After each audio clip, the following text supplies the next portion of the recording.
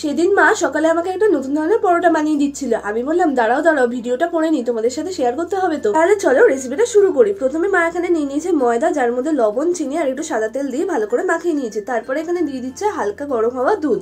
দুধ দিয়ে কিন্তু পুরো ডোটা মেখে নিতে হবে, কোনো জল ইউজ হবে না। অল্প অল্প করে দুধ মিশিয়ে আমি পুরো ডোটাকে রেডি করে নিয়েছি আর উপর থেকে দিয়ে দিচ্ছি একটু সাদা তেল। ব্যাস, এবার রেস্টে রেখে দেবো 15 থেকে 20 মিনিটের জন্য। মিনিট পর ঢাকা খুলে নিয়ে বড় বড় সাইজের লেচি কেটে নিয়েছি আর এই লেচিটাকে যতটা সম্ভব বড় করে বেলা যায় বেলে নিয়েছি। দেখো কতটা বড় করে বেলেছি।